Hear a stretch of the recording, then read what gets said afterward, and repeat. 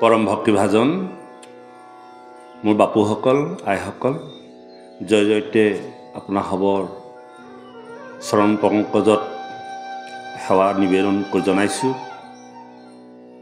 ধাৰাবাহিক পবিত্ৰ বৈকুণ্ঠৰ কল্পতৰ ভাগৱত অনুষ্ঠান গুৰুজনাৰ দ্বিতীয় বৈকুণ্ঠ পুৰীস্বৰূপ এই পবিত্ৰ স্থানত পবিত্ৰ মুহূৰ্তত পবিত্ৰ ক্ষণত আমি পুনৰ আকৌ সমবেত হৈছোঁ। ভগৱন্তে আমাক কৃপা বৰষিছে, সেয়েহে আমি সমস্তজনৰ বদন সমস্ত জনৰ পদযুগল দৰ্শন কৰিবলৈ সক্ষম হৈছোঁ। নিশ্চয় আপোনাৰ হ'বক ভগৱন্তে কৃপা কৰিছে, আমাকো কৰিছে। সেয়েহে আজি এনে পবিত্ৰ স্থানত পুনৰ উপবিষ্ট হ'বলৈ আমি সক্ষম হৈছোঁ। এয়া ভগৱন্তৰ কৃপা। সেই বাপসকল, সেই আইসকল, ইতিমধ্যে আমি তৃতীয় স্কন্ধৰ খুব সুন্দৰ পাঠ যোৱা সপ্তাহত পৰ্যালোচনা কৰা হৈছিল। নিশ্চয় আপোনাৰ হ'বৰ মনত আছে কিছু কথা। আছেনে বাপসকল? অকণমান থাকিলে ভাল। আমি যোৱা পাঠত খুব সুন্দৰ কেইটামান কথা পৰ্যালোচনা কৰা হৈছিল। এক হ'ল মনুষ্যৰ জীৱনত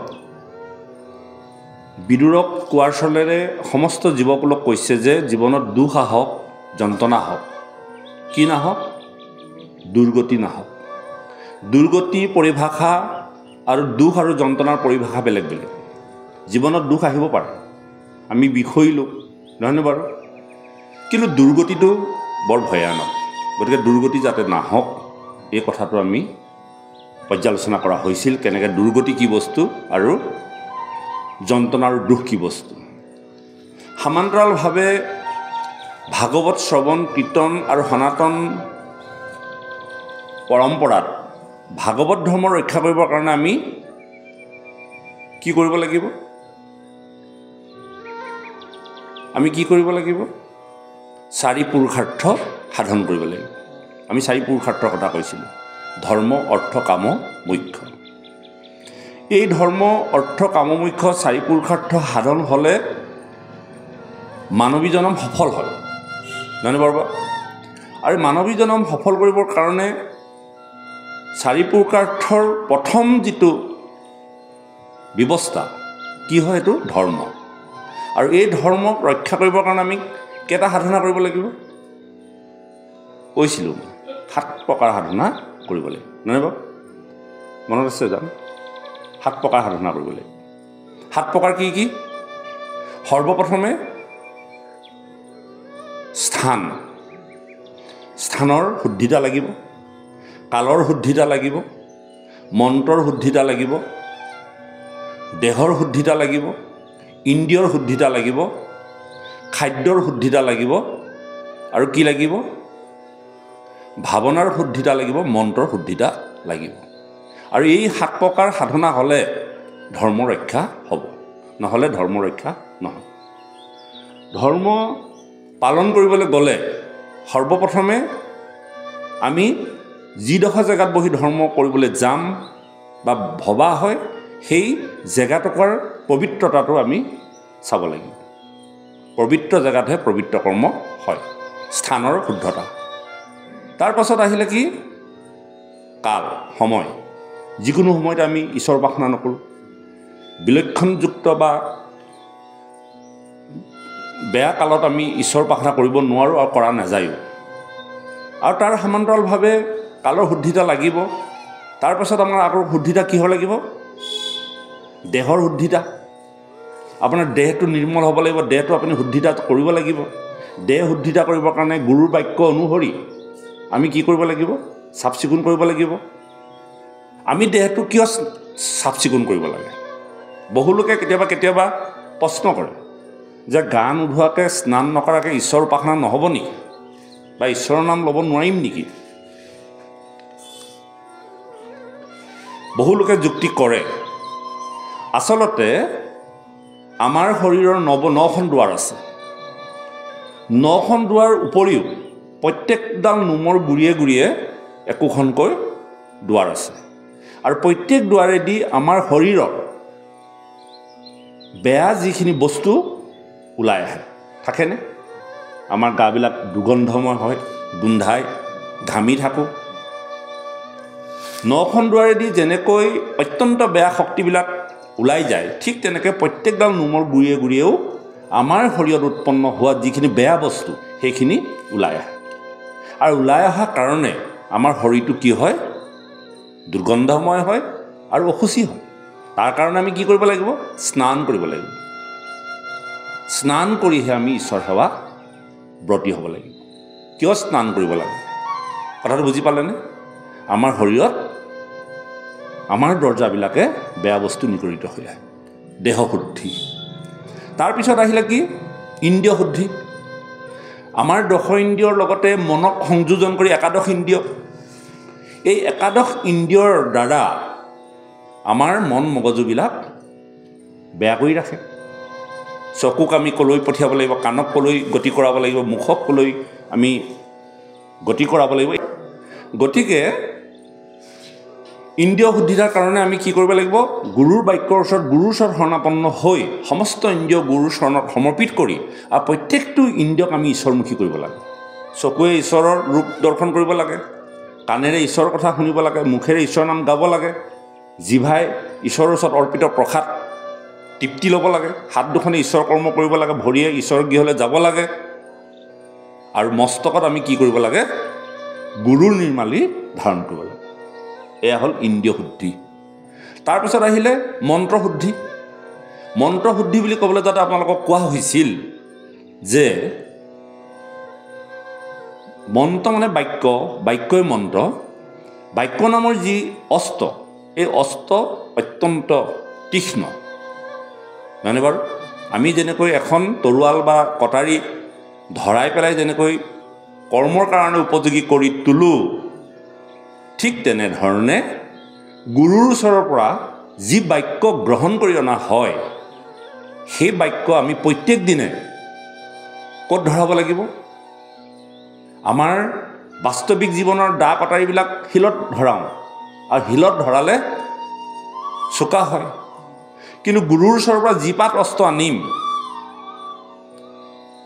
বাক্য সেই বাক্য ক'ত ধৰাব লাগিব কোনটো শিলত ধৰাব লাগিব কৈছিলোঁ মই সাধনা নামৰ শিলত ধৰাব লাগিব আৰু কেনেকৈ ধৰাব লাগিব আমাৰ শিলত ধৰাওঁতে আমি এচলু পানী দি ধৰাওঁ আৰু আমাৰ গুৰুৰ পৰা অনা বাক্যৰ যি অস্ত্ৰ সেই অস্ত্ৰ তীক্ষ্ণতৰ কৰি তুলিবৰ কাৰণে নিতে পুৱা গধূলি সাধনা নামৰ শিলত ধৰাওঁতে আমি কি দিব লাগিব প্ৰেম নামৰ জল প্ৰেম নামৰ জলেৰে সাধনা নামৰ শিলত গুৰুৰ ওচৰৰ পৰা অনা বাক্য নামৰ অস্ত্ৰই আমি কি কৰিব লাগিব পাকৈত কৰি তুলিব লাগিব আৰু এই অস্ত্ৰভাগ যে আনিম বা ধৰাম কি শত্ৰু বধ কৰিবৰ কাৰণে আমি অস্ত্ৰ মানেই হ'ল কাৰোবাক বধ কৰিব লাগিব কোনোবা এটা শত্ৰুৰ কাৰণে আমি ধৰাব লাগিব নহয়নে বাৰু আমি যে গুৰুৰ ওচৰৰ পৰা বাক্য আনিলোঁ এই বাক্য নামৰ অস্ত্ৰভাগ সাধনা নামৰ শিলত নিতে পুৱা গধূলি ধৰাই চিকচিকীয়া কৰি প্ৰেম নামৰ জলেৰে ধৰাই দুটা শত্ৰু আছে আমাৰ জীৱনত মনত পৰিছেনে দুটা শত্ৰু আমাৰ শত্ৰু দুটা আছে কামনা আৰু বাসনা মাধৱদেৱে লিখিছে সুবাসনা আৰু দুবাসনা সুবাসনাই আমাক সৎসংগ প্ৰাপ্তি কৰায় দুৰ্বাসনাই আমাক বিপদত পেলায় এই বাসনা দুটাৰ কাৰণে আজি আপুনি মই জৰ্জৰিত আশা নেবা ঘৰখনৰ ভাৰ্যা পতি পুত্ৰ ধন সম্পত্তি টকা পইচা সকলো বাসনা আশা আৰু এই আশাত আমি মজি সমস্ত জীৱন শেষ কৰি দিওঁ অকল আপুনি বা মই নহয় নহয়নে বাৰু এই সাধনা নামৰ শিলত ধৰাই কামনা আৰু বাসনাক আমি জয় কৰিবৰ কাৰণে গুৰুৰ বাক্যৰ দ্বাৰাহে আপুনি এই শত্ৰু দুটা নিধন কৰিব পাৰিব এই কথা আমি কৈছিলোঁ তাৰ কাৰণে আমাক কি লাগিব মন্ত্ৰৰ শুদ্ধিতা গুৰুৰ বাক্য সুচাৰুৰূপে সৎভাৱেৰে যাতে আমি প্ৰয়োগ কৰিব পাৰোঁ ভুলে শুদ্ধই নহয় তাৰপিছত আমাৰ কি আহিলে খাদ্যৰ শুদ্ধিতা আপুনি সকলোখিনি কৰিছে। স্থানৰ শুদ্ধিতা আনিলে, কালৰ শুদ্ধিতা আনিলে, দেহৰ শুদ্ধিতা আনিলে, ইন্দ্ৰিয়ৰ শুদ্ধিতা আনিলে, মন্ত্ৰৰ শুদ্ধিতা আনিলে। যদি আপুনি খাদ্যৰ শুদ্ধিতাটো নানে, তেতিয়াহ'লে আপোনাৰ জীৱনত কেতিয়াও এই কৰ্মখিনি সাধন কৰিব আপুনি নোৱাৰে। আৰু খাদ্য শুদ্ধিতাৰ কাৰণে সনাতন পৰম্পৰাত কৃপালু শংকৰ গুৰু আৰু মাধৱ মহাপুৰুষ গুৰু দুজনাই আমাক সাত্বিক আহাৰ প্ৰয়োগ কৰিবলৈ নিৰ্দেশ দিলে। যেতিয়ালৈকে আমি সাত্বিক আহাৰ প্ৰয়োগ কৰি থাকিম, তেতিয়ালৈকে আমাৰ জীৱনৰ ধৰ্ম সাধন হ'ব। সাত্বিক আহাৰ অবিহনে কেতিয়াও ঈশ্বৰ সাধনা সম্পূৰ্ণ হ'ব নোৱাৰে। কেলে নোৱাৰে? আপুনি ইন্দ্ৰিয়ক দমন কৰিবলৈ যাওঁতে যদি আপুনি আহাৰৰ ব্যৱস্থাপনা বা আহাৰৰ সংস্কাৰটো যদি আপুনি গ্ৰহণ নকৰে, তেন্তে আপোনাৰ শৰীৰত থকা ইন্দ্ৰিয়বিলাক প্ৰত্যেক দিনে প্ৰবল হৈ থাকিব। কোনো কাৰণতে আপুনি দমন কৰিব নোৱাৰে। এই কথাটো কিন্তু একদম মৰ্মে মৰ্মে উপলব্ধি কৰিব লাগিব। আমি ঢেৰ ভাগৱত শুনিছোঁ, ঢেৰ নাম গাইছোঁ, ঢেৰ কীৰ্তন কৰিছোঁ, আমাৰ জীৱনত আমি ফল পোৱা নাই। যেনেধৰণে কৈছে শাস্ত্ৰই তেনেধৰণে নাই পোৱা। নাই পোৱা মানে মানৱ জীৱন সফল কৰিবলৈ হ'লে, চাৰি পুৰুষাৰ্থ সাধন কৰিবলৈ গ'লে, ধৰ্ম ৰক্ষা কৰিবলৈ গ'লে আমাৰ যি 7 প্ৰকাৰৰ সাধনা, সেই 7 প্ৰকাৰ সাধনাত আমি খাদ্য সংস্কাৰতে সদায় ফেল মাৰি দিওঁ। অৰ্থাৎ গুৰুৰ বাক্য প্ৰয়োগ কৰি কামনা আৰু বাসনাৰ কাৰণে আমাৰ খাদ্যৰ সংস্কাৰ নাহে, নহয়নে বাৰু? এই কথাটো কিন্তু আমি মৰ্মে মৰ্মে উপলব্ধি কৰিব লাগিব। আমাৰ ৰাতিপুৱা বাপ এজন আহিছিলে আমাৰ ঘৰলৈ। বাপজনক আমি সেইখিনি কথা খুব সুন্দৰভাৱে বুজাই দিছিলোঁ। আপোনালোকে হেমভাইৰ নাম শুনিছেনে বাৰু? হেমভাই শান্তি সাধনা আশ্ৰম গুৱাহাটীত আছে, লখিমপুৰত আছে, ধেমাজিত আছে, শিৱসাগৰত আছে, বহু জেগাত আছে। গান্ধীজীৰ আদৰ্শৰে আদৰ্শিত বিনোৱাজীৰ লগত একেলগে বহি মহাৰাষ্ট্ৰত গুৰু শিক্ষা লোৱা, যাৰ নাম হেম দত্ত, আমাৰ দিখৌমুখৰ শিৱসাগৰ, সেই মহান ব্যক্তিজন ইংলেণ্ডৰ পৰা তেওঁ পাছ কৰিছে ইংৰাজী বিষয়ত। প্ৰায় 5-6টা ভাষা তেওঁ সম্পূৰ্ণ পণ্ডিত। হিন্দী, ইংলিছ, অসমীয়া, সংস্কৃত, মাৰাঠী, এনেধৰণে। তেনে এজন মহান ব্যক্তি পৰিয়ালৰ সমস্ত বিষয় বাসনা ত্যাগ কৰি শান্তি সাধনাত তেওঁ যোগ দিলে আৰু বিনোৱাজীক লগ কৰিলে। বিনোৱাজীক লগ কৰি মহাৰাষ্ট্ৰত বিনোৱাজী শান্তি আশ্ৰমত তেওঁ 14 বছৰ তাত থাকি মাৰাঠী শিকিলে, সংস্কৃতত পণ্ডিত হ'ল আৰু ইংৰাজীত দখল আছে। এতিয়া সকলো শাস্ত্ৰ তেওঁ এতিয়ালৈকে 50খন কিতাপ লিখি উলিয়ালে আৰু 50খন কিতাপ অন্যান্য ভাষালৈ অনুবাদ হৈছে। এই হেম ভাইয়ে বিনোৱাজীৰ ওচৰলৈ তেওঁৰ লগত বিভিন্নজন ভকত বৈষ্ণৱক লৈ গৈছিল আৰু বিনোৱাজীক সুধিছিল যে অসমত এটা ভয়ংকৰ সমস্যা হৈছে ভাষাৰ ক্ষেত্ৰত, সংস্কৃতিৰ ক্ষেত্ৰত, ধৰ্ম ৰক্ষাৰ ক্ষেত্ৰত, অন্যান্য। গতিকে ইয়াৰ উপায় বিনোৱাজী বাবা আমাক উপায় এটা দিব লাগে। ইতিমধ্যে বিনোৱাজী বাবা এই ধৰাধামত নাই। তেওঁ বৈকুণ্ঠ যোৱাৰ আগে আগে তেওঁলোকে লগ কৰিছিল আৰু সুধিছিল। তেতিয়া বিনোৱাজী বাবাই সেই হেম ভাইক প্ৰমুখ্যে আৰু লগত যোৱা ভক্তসকলক এটা কথাই কৈছিল যে যেতিয়ালৈকে অসমত কৃপালু শংকৰ মাধৱৰ নীতি আৰু আদৰ্শৰ মতে চলি থাকিব, তেতিয়ালৈকে কোনো অপশক্তিয়ে অসমীয়া জাতিক দমন কৰিব নোৱাৰে বা কোনো ধৰণৰ অপকাৰ কৰিব নোৱাৰে। যেতিয়ালৈকে শংকৰ মাধৱৰ নীতি আৰু আদৰ্শত চলি থাকিব। অকল অসমখনেই নহয়, সমাজখন বা গৃহবিলাক, অকল দেশখনৰ কথা কোৱা নাই দেই। যেতিয়ালৈকে আপুনি আপোনাৰ পৰিয়ালটো কৃপালু শংকৰ মাধৱৰ নীতি আৰু আদৰ্শৰে পৰিচালনা কৰিবলৈ বিচাৰিব, আপোনাৰ ঘৰখন ঘৰ হৈ থাকিব। মনত ৰাখিব। যেতিয়ালৈকে সমাজখন কৃপালু শংকৰ মাধৱৰ নীতি আৰু আদৰ্শত আগবঢ়াই লৈ যাবলৈ বিচাৰিব, তেতিয়ালৈকে সমাজখনক কোনেও ক্ষতি কৰিব নোৱাৰে। তাৰ প্ৰমাণ আপুনি যিখন সমাজ গঢ়িছে সেইখন। পাৰিলে জানো ক্ষতি কৰিব? পাৰিলে জানো? তিল মানুহ নোমেলাল মিলাব নোৱাৰিলে এয়া আদৰ্শ এয়া বিনোৱাজীয়ে কোৱা কথা আৰু সেই বিনোৱাজী কোন আছিল গান্ধীজীৰ প্ৰিয় শিষ্য গান্ধীজীয়ে জীৱনত কাকো শিষ্য বনোৱা নাছিল কেৱল এজনেই বনাইছিল সেইজনেই হ'ল বিনোৱাজী বাবা কথাটো গম পালেনে কিন্তু এতিয়া ভাৰতবৰ্ষত 800 কোটি জনসাধাৰণ 800 কোটি জনসাধাৰণৰ 50% অৰ্থাৎ 400 কোটিয়েই গান্ধীজীৰ শিষ্য গান্ধীজীৰ নীতি আৰু আদৰ্শ মতে চলিবলৈ যত্ন কৰিছে কিয় যত্ন কৰিছে ধ্যান দিব কথাখিনি বহুত গুৰুত্বপূৰ্ণ কথা কৈ আছোঁ কিয় আজি 800 জনৰ ভিতৰত 400 জনেই 400 কোটি মানুহে গান্ধীজীৰ আদৰ্শত কিয় চলিবলৈ বিচাৰিছে আপোনালোকে জানিব যেতিয়া হিৰোশ্বিমা নাগাচাকিত যেতিয়া এটম বোম দিছিল তেতিয়া গোটেই বিশ্ব ধাৰাসাৰ হৈ গৈছিল আৰু বিজ্ঞানে তেতিয়া বৈজ্ঞানিকসকলে স্বীকাৰ কৰিছিল যে আমি এটম বোম বনালোঁ কিন্তু মানৱ জাতি বা জগতৰ কল্যাণ সাধন নহ'ল আৰু তেওঁলোকে 27 জন বৈজ্ঞানিকে এখন গোহাৰি উলিয়াই দিলে যে এই জগতত বা এই ধাৰাধামত বা এই বিশ্বত যদি শান্তি স্থাপন কৰিবলগীয়া হয় তেন্তে গান্ধীৰ আদৰ্শ গ্ৰহণ কৰিব লাগিব কি আদৰ্শ অহিংসাই পৰম ধৰ্ম অস্ত্ৰৰে কেতিয়াও দেশ শাসন কৰিব নোৱাৰে আলেকজেণ্ডাই নোৱাৰিলে আলেকজেণ্ডাই ইখনৰ পাছত সিখন ইখনৰ পাছত সিখন দেশ জয় কৰি আহিলে আহি পেলাই তেওঁ ঘূৰি ফুৰোঁতে এজোপা গছৰ তলত এজন লোকক দেখা পালে তেওঁৰ গাত কোনো বস্ত্ৰ নাই আৰু সেই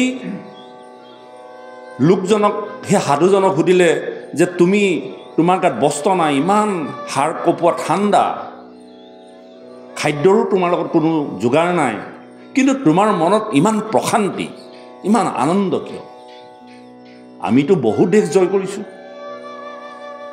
কিন্তু শান্তি নাই আৰু যেন দেশ জয় কৰিম যেন মই গোটেই পৃথিৱীৰ 61 ৰজা হ'ম আলেকজেণ্ডাৰ তেতিয়া আলেকজেণ্ডাৰে ক'লে যে ইমান তোমাৰ দুখ যেন লাগে বা তুমি ঠাণ্ডাত আছা বা খাদ্যৰ তোমাৰ অভাৱ কিন্তু মনৰ ইমান প্ৰশান্তি যেন এখন সুন্দৰ হাঁহিমুখীয়া মুখ লৈ তুমি জীৱন নিৰ্বাহ কৰিছা তোমাৰ মুখখনলৈ চালে যে জীৱনত তোমাৰ কোনো দুখ নাই এনেকুৱা অনুভৱ হয়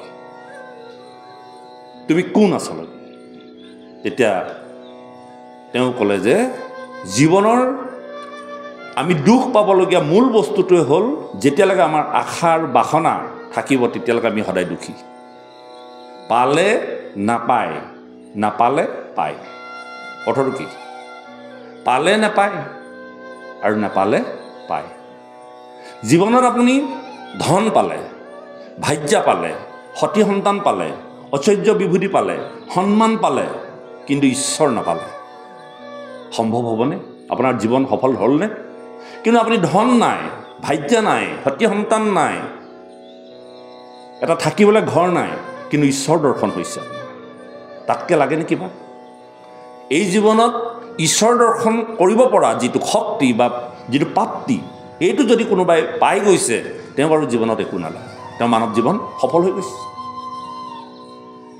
তেওঁ প্ৰশান্তি আৰু তেনেকুৱা প্ৰশান্তি বিদুৰ তেনেকুৱা প্ৰশান্তিত বিভীষণ তেওঁলোকে পৰম প্ৰশান্তি পায় গতিকে আলেকজেণ্ডাৰক ক'লে যে মই তোমাৰ ওচৰত দণ্ডতে পৰি মই শিক্ষা ল'ব বিচাৰোঁ তেতিয়া তেওঁ ক'লে কি শিকিবা তুমি বোলে মোক শিক্ষা দিয়ক তেতিয়া তেওঁ ক'লে তুমি গীতা অধ্যয়ন কৰা আলেকজেণ্ডাৰক ক'লে তো গীতা অধ্যয়ন কৰা তো গীতা অধ্যয়ন কৰিবলৈ আলেকজেণ্ডাৰ ঘূৰি গ'ল তেওঁৰ ওচৰত শিক্ষা দীক্ষা ল'লে যে গীতা অধ্যয়ন কৰিব আৰু এনেকৈ যাওঁতেই তেওঁ এখন নদী পাৰ হ'বলৈ নোৱাৰিলে তাতেই তেওঁ জীৱনৰ শেষ নিশ্বাস পেলালে তেওঁ জীৱনত গীতা অধ্যয়ন কৰা নহ'ল গতিকে তেওঁ জীৱনত গোটেই পৃথিৱী জয় কৰিছিলে কিন্তু তেওঁৰ জীৱনত কি হ'ল সাৰ্থকতা একো নহ'ল মনত ৰাখিব কথাখিনি গতিকে এই খাদ্য সংস্কাৰৰ ক্ষেত্ৰত যেতিয়ালৈকে শংকৰ মাধৱৰ নীতি আৰু আদৰ্শমতে আমি চলিম বা চলিবলৈ যত্ন কৰিম, তেতিয়াই আপোনাৰ জীৱনত বা পৰিয়ালত আপোনাৰ সুখ আহিব, আনন্দ আহিব। এতিয়া নীতি আদৰ্শ বা কি? শংকৰ মাধৱে কি নীতি আদৰ্শ দেখুৱাইছে? কি নীতি আদৰ্শ দেখুৱাইছে? অৰ্থাৎ গান্ধীজীৰ আদৰ্শ শংকৰ মাধৱে দেখুৱাইছে। যেতিয়া গান্ধীজী অসমলৈ আহিছিল, তেতিয়া গান্ধীজীয়ে কৈছিলে যে মই যিটো আশা কৰি, যিটো ৰাম ৰাজ্য প্ৰতিষ্ঠা কৰাৰ আশাৰে অসমলৈ আহিছোঁ, অসমত 500 বছৰ আগতেই ৰাম ৰাজ্য প্ৰতিষ্ঠা হৈছে কৃপালু শংকৰ গুৰুজনাৰ নীতিত। মোৰ আৰু ইয়াত কৰিবলগীয়া একো নাই। শংকৰ মাধৱৰ নীতি আৰু আদৰ্শত মানুহক এটা পথ দেখুৱাইছে, যিটো শান্তিৰ পথ, অশান্তিৰ পথ দেখুওৱা নাই। আৰু য'তেই শান্তি আছে তাতে আনন্দ আছে। শান্তিৰ পথটো কি? খাদ্যৰ জৰিয়তে কোনো জীৱৰ প্ৰতি তুমি হিংসা ভাৱ নাৰাখিবা, সমস্ত জীৱতে তুমি ঈশ্বৰময় দেখা। এইটোৱে হ'ল শংকৰ মাধৱৰ একশৰণ হৰিনাম ধৰ্মৰ মাৰ্গ, অৰ্থাৎ ভাগৱতী মাৰ্গ। আৰু এতিয়া সৰ্বভাৰততেই নহয়, পৃথিৱীৰ বিভিন্ন জেগাত গান্ধীজীৰ আদৰ্শ পালন কৰিবলৈ যত্ন কৰিছে। আজি ভাৰতবৰ্ষ বা পৃথিৱীৰ যিমানবিলাক ডাঙৰ ডাঙৰ মানুহ, যিমানবিলাক আপোনালোকৰ গণ্যত আছে, সকলো নিৰামিষভোজী। তেওঁলোকে মাংসাহাৰী নহয়। আৰু মাংসাহাৰী নোহোৱাৰ কাৰণে তেওঁলোকৰ জ্ঞান, তেওঁলোকৰ শক্তি অটুট আছে। এয়া হ'ল শংকৰ মাধৱৰ গান্ধীজীৰ নীতি আদৰ্শ। গান্ধীজীৰ মূল মহামন্ত্ৰ হ'ল অহিংসাই পৰম ধৰ্ম। আৰু এই অহিংসাই পৰম ধৰ্ম গ্ৰহণ কৰিবলৈ যিখন পৰিয়ালে বা যিখন সমাজে ব্যৱস্থা কৰিব, সেইখন সমাজক কোনো শক্তিয়ে পাছ পেলাব নোৱাৰে।